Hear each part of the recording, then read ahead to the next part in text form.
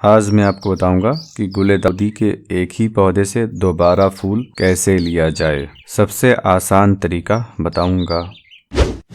जब इसके पौधे में फ्लावर खिलता है तब वैरायटी के हिसाब से फ्लावर की ज़िंदगी 25 से 35 दिनों की होती है। जैसे ही फ्लावर की ज़िंदगी पूरी हो जाती है फूल डिस्कलर होने लगता है और उसके बाद सूखने लगता है। और जब फूलों की रंगत उड़ने लगे और फूल सूखने के कगार पर आ जाए तब फूल को काट कर हटा देना है और पौधे को हार्ड प्रून कर देना है। और ड्वार्फ वैरायटी में मिट्टी से 4-5 इंच ऊपर की ब्रांचेस को काट कर हटा देना है। अगर प्लांट 15-20 इंच का है तब आपको मिट्टी से 8 से 9 इंच ऊपर पौधे को काट कर हटा देना है। कुल मिलाकर हर उस ब्रांच को काट कर हटा देना है जिस ब्रांच में पत्ता है। जिस ब्रांच में पत्ता नहीं है आमतौर से वो हार्डवुड ब्रांच है, उसे रहने देना है। उसमें से नई सूट निकलेगी और फूल खिलेगा। और इस बात का ख्याल रखना है पौधे में जो सकर्स निकल रहा हो उसे रहने देना है। इन सकर्स को काटना नहीं है क्योंकि इनमें इसी सीजन में फ्लावर खिलेगा। अगर फूल में कोई इंसेक्ट या फिर फंगल डिजीज नहीं है तब आप इसे कंपोस्ट बनाने में इस्तेमाल कर सकते हैं। अगर कोई फंगल डिजीज या फिर कीड़ा मकोड़ा फूल में लगा है तब आप इसे जमीन में दफन कर दीजिए। अब इसके बाद 70% कंपोस्ट लेना है। किसी भी टाइप के फुल डिकम्पोज कंपोस्ट को ले सकते हैं और यहाँ तक कि 2-3 कंपोस्ट को मिला के भी ले सकते हैं। उसके बाद आपको लेना है 30% नीम केक।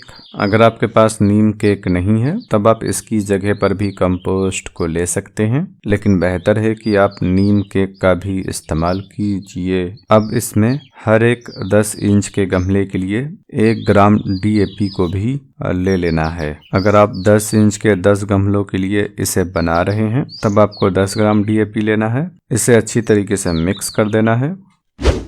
अब इस गमले की 2 से 2.5 इंच गहरी गुड़ाई करके मिट्टी को निकाल लेना है।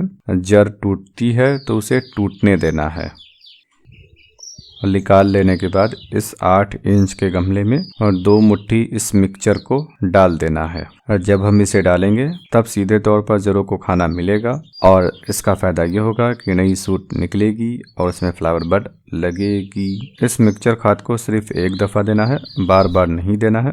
इस बात का भी ख्याल रखना है यदि पौधे में सकर्स निकला हो तब उस सकर्स को उखाड़ कर नहीं फेंकना है बल्कि मिट्टी की गुड़ाई इसे बचा कर करना है। 2 मुट्ठी इसमें भी डाल देना है। इस बात का ख्याल रखिएगा इस मिक्सचर को पौधे की प्रूनिंग करने के बाद सिर्फ एक दफ़ा देना है, हर बार नहीं देना है। और इस मिक्सचर खाद को देने के साथ ही साथ ऐसी खाद को भी देना है जिसमें नाइट्रोजन की मात्रा ज़्यादा हो। इसके लिए आपको मस्टर्ड के लिक्विड खाद को हर 7 दिनों के अंतराल पर देते रहना है। अगर आपके पास मस्टर्ड के लिक्विड खाद नहीं है तब आप कंपोस्ट के लिक्विड खाद को भी दे सकते हैं।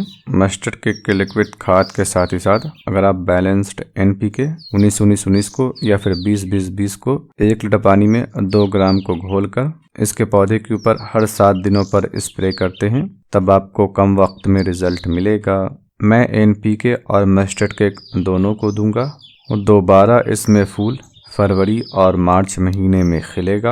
अगर आपने पुणे की वैरायटी को लगा रखा है तब उसमें मार्च अप्रैल में भी फ्लावर खिलता है। आपसे रिक्वेस्ट है कि चैनल को सब्सक्राइब कर दीजिए और बेल आइकन को दबाकर ऑल पर क्लिक कर दीजिए। इसी तरीके की वीडियो में लाता रहता हूँ। उम्मीद है आपको ये जानकारी पसंद आई होगी।